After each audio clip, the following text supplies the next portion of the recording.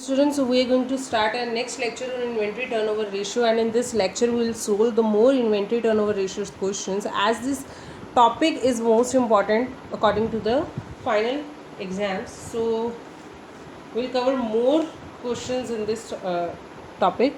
So let's just start with the first question here. The data given to us is the cost of revenue from operation, that is 5,40,000, purchase 5,50,000, direct expenses 30,000, and the opening inventory is 70,000. And we had to calculate the inventory turnover ratio from the following information. For calculating the inventory turnover ratio, we want cost of goods sold and average inventory. And for calculating the cost of goods sold, the formula is opening inventory, because we have opening inventory here. तो opening inventory plus purchase plus जितने भी हमारे direct expenses हैं वो minus closing inventory. So here in this question, everything is given to us. The cost of goods sold is equals to 5,40,000, purchase भी हमें दे रखा है 550,000, and we had to calculate the value of closing stock from the given formula. So the value of the cost of goods sold is 5,40,000. Opening inventory is 70,000. Purchase is 5,50,000. And direct expenses is 30,000, and we had to calculate the value of closing inventory, because closing inventory is the item which we need for the average inventory also. Then we had to calculate the value of closing inventory from these values. तो यहाँ पर हम इन सबको, इन तीनों को plus कर देंगे और 540 में से हम उसे क्या कर देंगे, माइनस कर देंगे. So here the value, the total value of 70,000, 550 and 30,000 is 6,50,000 minus closing inventory. तो यहाँ पे हमारा अमाउंट कितना पड़ा है, 5,40,000. तो closing inventory is equals to 6,50,000 minus 5,40,000. So the value of the closing inventory is 1,10,000. Now we have to calculate the value of average inventory. Average inventory is opening inventory plus closing inventory divided by 2. So opening inventory is 70,000 and closing inventory is 1,10,000 divided by 2. So the value is 90,000, and the inventory turnover ratio is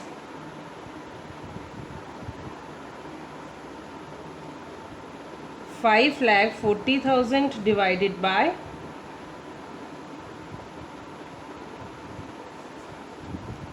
90,000, because the value of the cost of goods sold is 5,40,000. That's why we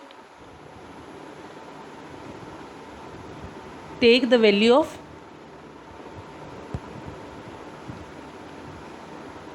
cost of goods sold is 540. So the sixth time is the answer.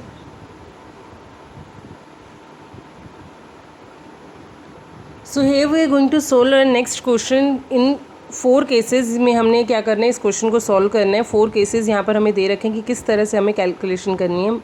यहाँ पर हमें कुछ values दे रखे हैं. Cash revenue from operation 2 lakh, credit revenue from operation is 4 lakh, gross profit is 1 lakh, and inventory turnover ratio is 5 times, and we have to calculate the values accordingly.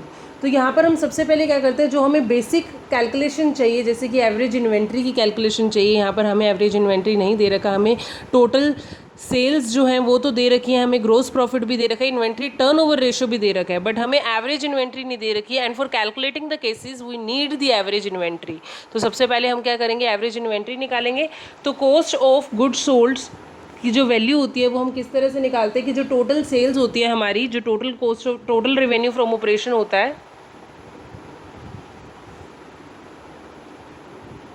उसमें से हम ग्रोस प्रॉफिट माइनस कर देते हैं. उसमें से ग्रॉस प्रॉफिट माइनस होता है। टोटल रेवेन्यू फ्रॉम ऑपरेशन तो हमें दे नहीं रखा, हमें क्या दे रखा है, कैश सेल्स और क्रेडिट सेल्स। जब हम इन दोनों को ऐड कर देंगे तब भी हमारा क्या आएगा, टोटल रेवेन्यू फ्रॉम ऑपरेशन आएगा, क्योंकि टोटल रेवेन्यू फ्रॉम ऑपरेशन क्या है, जितना कैश और जितना क्रेडिट हमने ले लिया उसका जो भी अमाउंट होता है वो सारा हमारा क्या है, टोटल रेवेन्यू फ्रॉम ऑपरेशन होता है।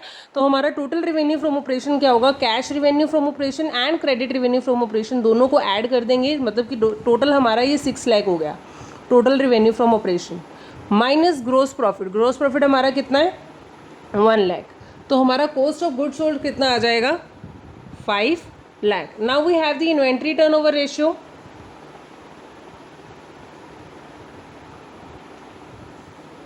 फॉर्मूला इसका क्या है, cost of good sold divided by average inventory. तो हमें इन दोनों की वैल्यू पता है, इसकी क्या है 5 टाइम्स और कॉस्ट ऑफ गुड सोल्ड की वैल्यू क्या है 5 लाख। तो हमें क्या निकालना है, एवरेज इन्वेंट्री। तो इसको सॉल्व करेंगे तो एवरेज इन्वेंट्री की जो वैल्यू आएगी वो कितनी आएगी, 1 लाख। सो ये तो हमें निकल गई एवरेज इन्वेंट्री की वैल्यू। अब हमें देखो केस फर्स्ट के अंदर उन्होंने क्या बोल रखा है, केस फर्स्ट में उन्होंने बोला है if closing inventory was 80,000 in excess of opening inventory.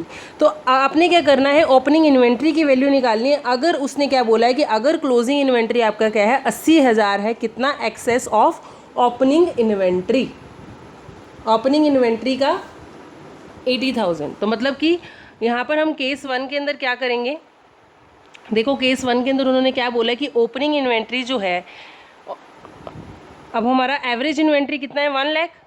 अब इस 1 लाख में से हमने क्या करना है, ओपनिंग इन्वेंट्री का निकालना है। ओपनिंग इन्वेंट्री कैसे निकालेंगे हम, यहाँ पर हम क्या करेंगे, 1 लाख एवरेज इन्वेंट्री है तो हम यहाँ पे क्या करेंगे 1/2 करेंगे, क्योंकि जब भी हम एवरेज इन्वेंट्री कैलकुलेट करते हैं डिवाइडेड बाई 2 करते हैं ना, तो यहाँ पर हाफ ऑफ 80,000 आएगा, क्योंकि हमारी क्लोजिंग इन्वेंट्री की वैल्यू क्या है 80,000 की है। अब हमने ओपनिंग इन्वेंट्री की वैल्यू अपनी क्लोजिंग इन्वेंट्री की वैल्यू से निकालनी है।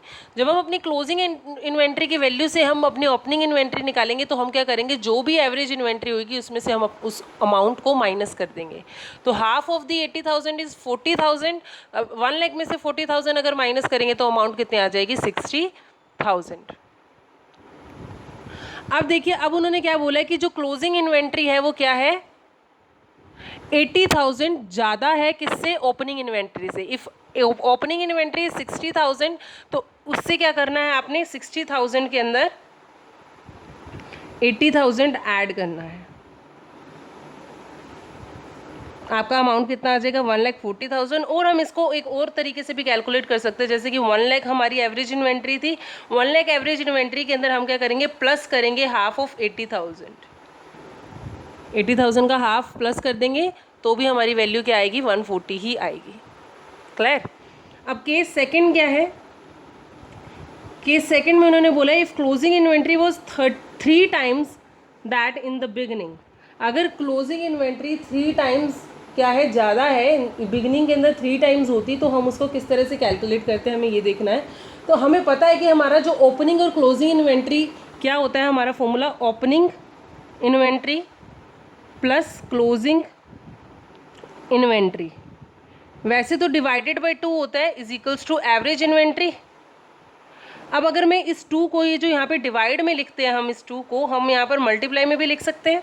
तो हमें पता है हमारे पास वैल्यू किस चीज़ की है, एवरेज इन्वेंट्री की। तो ओपनिंग और क्लोजिंग इन्वेंट्री की हमें क्या करनी है, वैल्यू कैलकुलेट करनी है।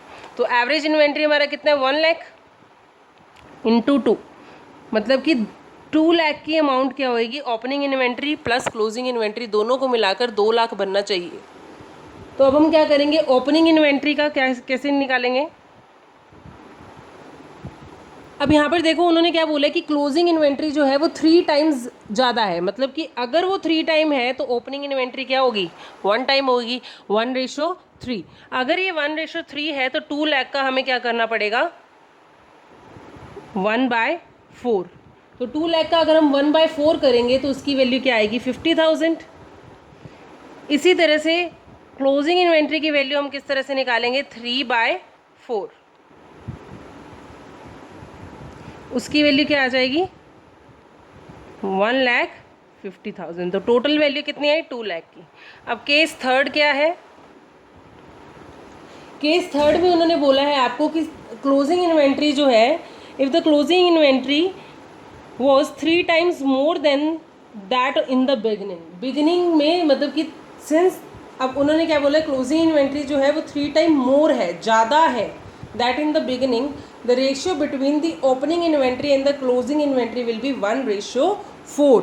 क्यों, यहाँ पर उसने क्या बोला है कि 3 गुना ज़्यादा है। अगर 3 गुना ज़्यादा है तो 1 में आपको क्या करना पड़ेगा, 3 ऐड करना पड़ेगा। 1 में 3 ऐड करेंगे तो वो 4 हो जाएगा।